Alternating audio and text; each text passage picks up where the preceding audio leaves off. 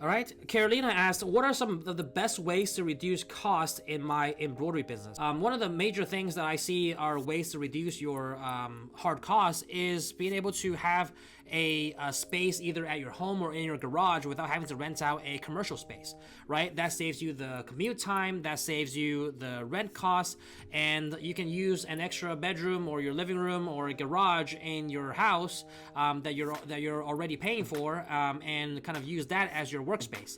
Now, of course, that's only conducive when starting out, and it can definitely save you when you're starting out on some of those hard costs that you have to pay, month in and month out. And I think the commute time will also kind of make you more productive in your day to day, so you can get more things done.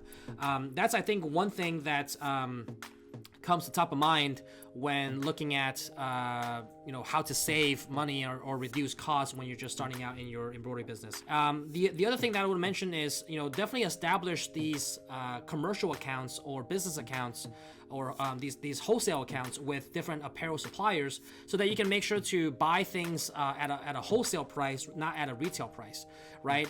You do need a tax ID in most cases, right, so that they know that you're a reseller.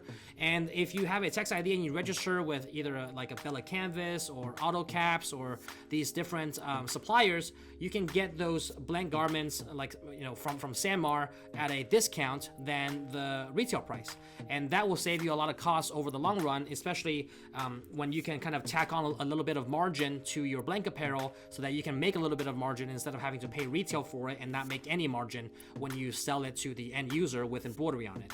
So that's another thing that I would mention. I think that's a thing that people overlook. They don't want to go through the hassle of creating a tax ID and establishing a business. I think it's important to do that because it definitely has its benefits.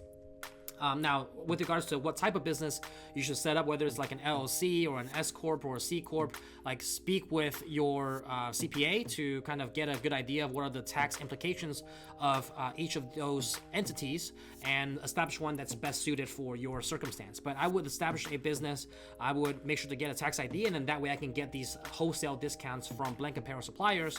And that takes time to do, and it takes time to get approved, but it's well worth it in the long run when you're trying to save on costs along with your overhead of like your rent and hard expenses that you'll have to pay every single month. So I would say that that's kind of more on the variable cost side of making sure that your garment purchase cost is low, and then on the fixed cost side, making sure that you don't have to kind of get into rent or other expenses, and just kind of use your existing space in the foreseeable future so that you can scale into it and then maybe get a commercial space down the road when your business grows. Now, I would say that with those two things in mind, I would also caution people to not just think about how to reduce costs. That's only one side of the overall equation. I do believe that costs can only be reduced to a certain extent. You can't cut as your business scales, you can't cut costs all across the board and still expect to scale your business. As your scale increases and as your business grows, your costs are going to increase. That's an inevitable part of doing business. So what can you do then? You can't possibly cut out,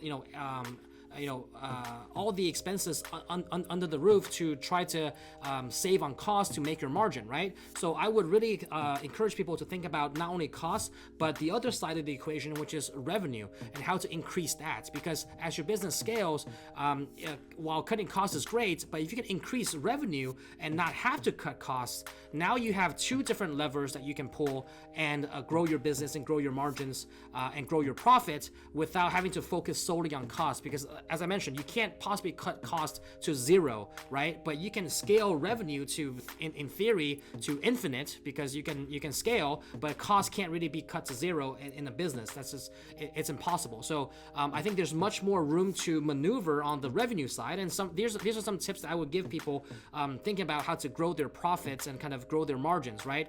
Not only are you cutting costs, but you're looking to grow your revenue either by increasing the average order value of customers, so leveraging the existing customer base that you already have and making sure that they can order more, right, on each single order. So maybe your average order size is $100, right? And then if you think about ways to increase that to $150, you've just increased your margins by 50%, all else being equal. You keep your cost the same, but your average order size increased from $100 to $150. You just made $50 more without doing anything else different, right? Without having to cut costs, without having to acquire a new customer. If your existing customers just order more each time, that can it's a very simple concept, but it's difficult to execute. But some of the ways that I would encourage people to think about is how to increase your average order value.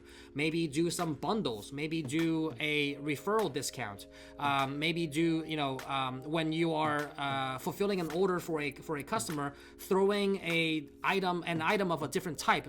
As an example, if they're ordering like a dozen polo shirts, throw in a cap or two for free inside the package, and they can see that, hey, oh, you guys also do caps, and you've embroidered their logo onto a cap. Maybe next time around they'll order some polo shirts and caps. So you kind of like are cross-selling to different types of items and different services that you're able to offer, and that can increase your average order value. And that alone is going to increase your business tremendously without having to cut costs further.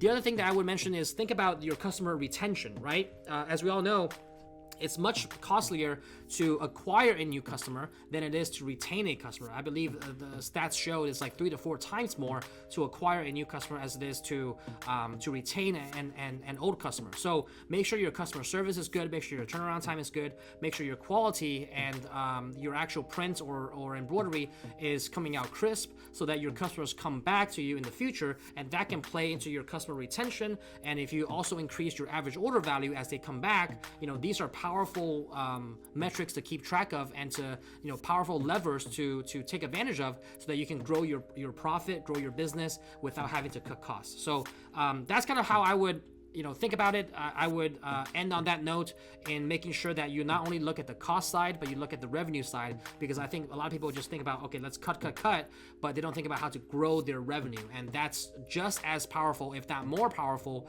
than cutting costs, because the sky's the limit on the revenue side, but cost, you can't possibly cut it to zero as your business scales. All right, so I hope you guys found that information helpful. If you want to do a deeper dive into this topic about how to increase your average order value and the ways to do that, I do have another video on this channel going into a deeper dive on this topic. You can check it out in the card above or in the link down below. If you haven't done so already, make sure to give this video a quick thumbs up and subscribe to our channel so you don't miss any future videos as soon as they come out. Also, make sure to join our free Facebook group, Embroidery and Custom Apparel Mastery, where there's now over 25,000 embroiderers and apparel decorators in there sharing their tips and tricks on how to navigate this business. Last but not least, make sure to follow us on all our social channels down below. We're pretty active on Instagram, on Facebook, obviously on YouTube, as well as on TikTok with some entertaining content. So make sure to follow us there to check out the latest trends happening in the world of decorated apparel. All right, thank you guys so much for watching, and until next time.